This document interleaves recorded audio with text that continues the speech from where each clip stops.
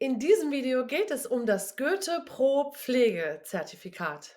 Und zwar schauen wir uns hier die Prüfung mal gemeinsam an, und zwar den Aufbau und wo man diese Prüfung überhaupt benutzen kann. Damit du immer auf dem Laufenden bleibst und nichts verpasst, klick hier unten gleich auf Abonnieren und schon kann es auch losgehen. Die Wahl zum Goethe-Zertifikat Pro Pflege. Was kann ich damit überhaupt machen und wie sieht die Prüfung aus? Legen wir los. Als allererstes möchte ich dir zeigen, wie das Video aufgebaut ist. Wir schauen uns ganz knapp die verschiedenen Goethe-Prüfungen auf dem B2-Niveau mal an. Und dann schauen wir, warum wir eigentlich eine Goethe-Pro-Pflegeprüfung machen sollten und warum mit Goethe. Und dann schauen wir, wie du diese Prüfung für deinen Beruf benutzen kannst, wo das Goethe-Zertifikat anerkannt ist und ganz am Ende, wie die Goethe Pro Pflegeprüfung aufgebaut ist. Legen wir los. Die verschiedenen Goethe-Prüfungen. Es gibt beim Goethe-Zertifikat verschiedene Prüfungen, die man zu verschiedenen Zwecken machen kann. Und zwar auf dem B2-Niveau gibt es da das B2 Deutsch für Jugendliche, Goethe-Zertifikat Deutsch für Erwachsene. Und dann gibt es noch das Goethe Pro allgemein für den Beruf und es gibt Goethe Pro Pflege. Das Goethe Pro Pflege-Zertifikat, das basiert auf dem Niveau B2.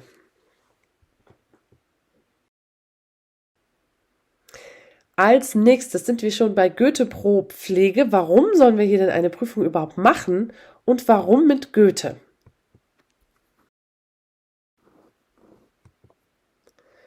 Und zwar fragst du dich vielleicht, okay, ich möchte in der Pflege arbeiten, aber ist es denn wirklich notwendig für mich, auch so eine Prüfung abzulegen? Und ich sage auf jeden Fall, es ist sehr sinnvoll, das zu tun, weil für manche Zwecke, wie zum Beispiel den Beruf, kommt man einfach nicht drum herum, so eine Prüfung abzulegen. Und die Goethe Pro Pflege B2-Prüfung, das ist wie eine Grundlage für deine berufliche Weiterentwicklung. Denn mit guten Sprachkenntnissen kannst du dich für höhere Positionen und Verantwortlichkeiten im Pflegebereich qualifizieren und deine Karriere natürlich vorantreiben. Wenn du dann in Deutschland arbeiten möchtest und leben möchtest, ist das Erlernen der deutschen Sprache natürlich ein wichtiger Schritt zur Integration auch in die Gesellschaft. Und es ist natürlich super, wenn man so ein Zertifikat in der Hand hat, denn damit hast du eine gute Möglichkeit, deine Sprachkenntnisse nachzuweisen. Denn die sind auch zum Beispiel an Hochschulen oder auch in Firmen und an politischen Stellen international anerkannt. Und natürlich für deinen persönlichen Erfolg einfach, ob für den Alltag oder den Beruf, ist es einfach super, so ein Zertifikat zu haben. Jetzt fragst du dich vielleicht, wie kann ich denn diese Prüfung überhaupt für meinen Beruf benutzen? Und zwar denkst du dir vielleicht, reicht es nicht einfach aus, wenn auf meinem Lebenslauf die Bezeichnung B2 steht? Ich sage dazu, nein, das reicht nicht. Es ist wirklich entscheidend dafür, dass du im Pflegebereich auch deine Anerkennung bekommst und dazu hilft diese Goethe Pro Pflegeprüfung einfach. Sie wurde nämlich speziell für Menschen wie dich entwickelt, die im Gesundheits- und Pflegebereich arbeiten oder in Deutschland halt tätig sein möchten. Und wenn du diese Prüfung bestehst, dann zeigst du potenziellen Arbeitgebern, dass du ausreichende Deutschkenntnisse besitzt, um dann erfolgreich in deinem beruflichen Umfeld zu kommunizieren. Und dadurch steigerst du natürlich deine Chancen auf Anstellung oder Aufstieg im Pflegebereich. Und des Weiteren qualifizierst du dich durch diese Prüfung auch für die Arbeit in Deutschland. Ja, das heißt, du erhöhst auch deine Chancen, eine Arbeitserlaubnis in Deutschland zu erhalten und dann damit natürlich auch als Pflegekraft zu arbeiten. Und auch ganz wichtig natürlich, du denkst als Pflegeperson natürlich sehr an die Leute selber und wenn du ordentlich effektiv kommunizieren kannst mit deinen Patienten und so weiter, dann trägst du natürlich auch zur Verbesserung der Patientenversorgung bei. Und wir sind im nächsten Punkt angelangt. Wo ist denn das Goethe-Zertifikat überhaupt anerkannt?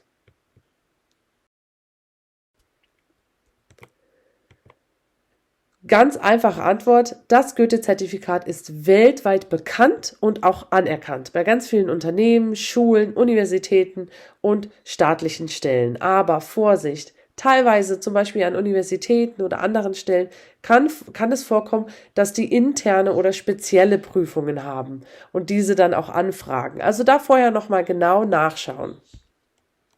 Mit dem Goethe-Zertifikat Pro kann man dann zum Beispiel allgemein für den Beruf ein Extra-Zertifikat ablegen oder halt spezielle Berufe wie die Pflege, das Goethe-Zertifikat Pro Pflege dann, worüber wir ja die ganze Zeit sprechen.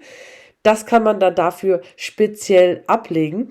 Und viele Arbeitgeber sehen so ein Zertifikat als ein Plus an und somit bekommst du vielleicht auch eine bessere Stelle oder wie gesagt, hast Chancen auf Aufstiegsmöglichkeiten.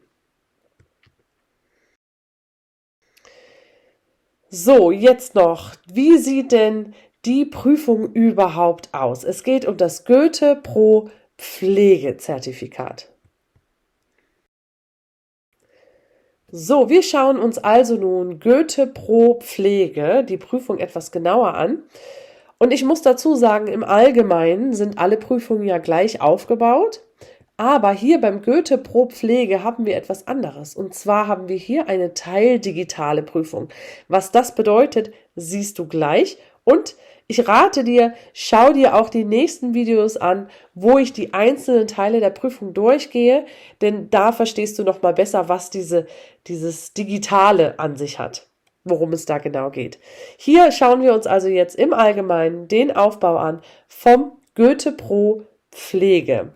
Wir haben jetzt hier weniger als Alltagssituationen als in den anderen Prüfungen und es geht mehr um berufliche Themen und natürlich Themen aus der Pflege.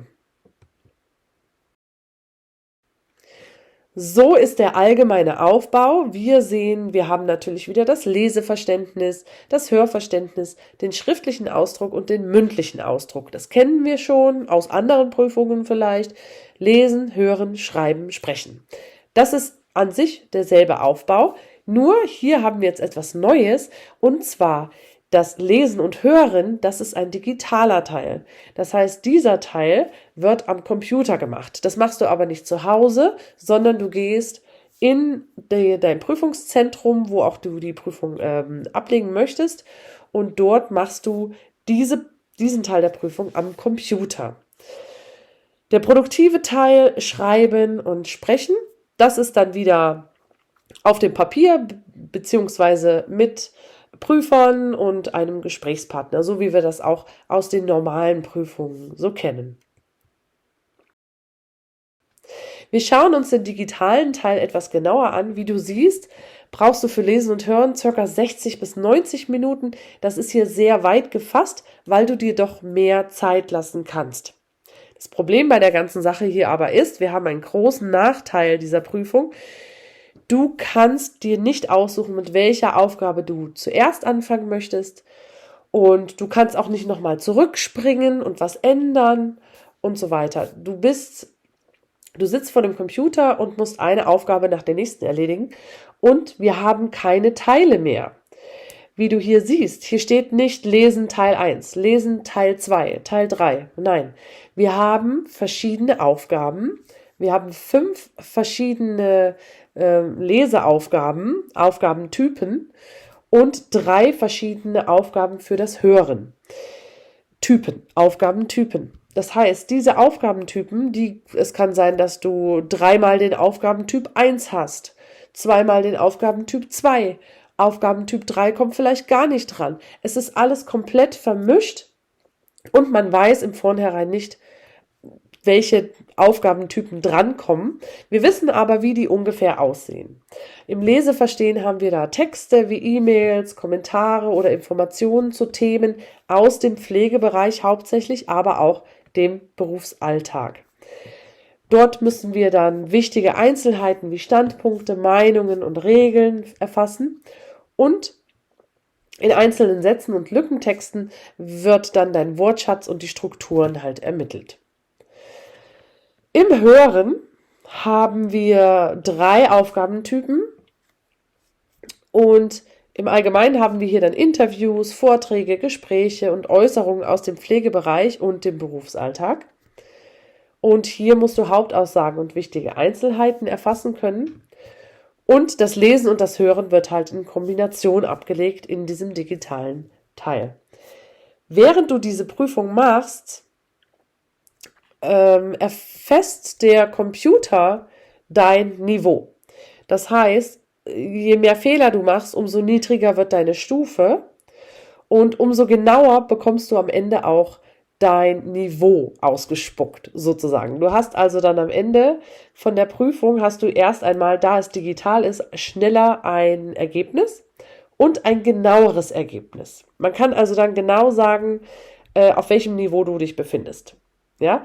Es basiert alles auf B2, aber während du diese Prüfung machst, werden die Fragen dir angepasst, sozusagen. Genau, so viel zum digitalen Teil. Dann sind wir beim produktiven Teil, den kennst du sicherlich aus anderen Prüfungen auch.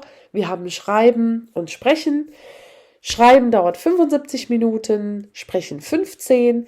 Hier ist es nicht mehr digital, hier wird auch nichts mehr auf dein Niveau angepasst oder so. Du machst das ja alles dann selber, produktiv, gerade das Schreiben. Und da gibt es dann halt auch die vorgegebene Zeit von 75 Minuten. Da haben wir auch wieder unsere Teile, wie wir das schon kennen. Schreiben Teil 1, Schreiben Teil 2. Im ersten Teil musst du einen Bericht verfassen, im zweiten Teil eine E-Mail schreiben. Und im mündlichen Ausdruck sitzt du dann wieder mit einem Prüfer und einem Gesprächspartner da. Und ihr müsst ein Patientengespräch nachstellen, dann eine Diskussion und dann eine Fallvorstellung eines Patienten. Das Ganze, dafür habt ihr dann 15 Minuten Zeit. Wenn du sehen möchtest, wie diese Prüfung genau aussieht, die einzelnen Teile, die einzelnen Aufgabentypen, dann geht's direkt rüber zu den anderen Videos und schau dir das alles im Detail an. Wir gehen das gemeinsam durch. Ich zeige dir die Aufgabentypen, wie die aussehen und wie du dich gut darauf vorbereiten kannst. Und auch die einzelnen Teile im produktiven Teil schauen wir uns natürlich auch gemeinsam an. Nun sage ich aber erstmal Tschüss, auf Wiedersehen. Danke, dass du dir das Video angeschaut hast und ich hoffe, wir sehen uns natürlich in den anderen Videos dann auch wieder. Und deine zukünftigen Arbeitskollegen, die freuen sich natürlich schon auf dich. Ich hoffe, das Video hat dir gefallen. Dann würden wir uns freuen, wenn du uns einen Like gibst. Und jetzt hast du einen groben Überblick erhalten über die Prüfung. Leg doch gleich los. Geh direkt rüber zum Leseverständnis mit den Aufgabentypen 1 und 2. Möchtest du doch lieber einen anderen Teil der Goethe Pro Pflegeprüfung üben? Dann schau dir doch mal unsere Playlist an und such dir direkt das Video aus, das zu dir passt. Und hier geht es direkt weiter zum nächsten Video.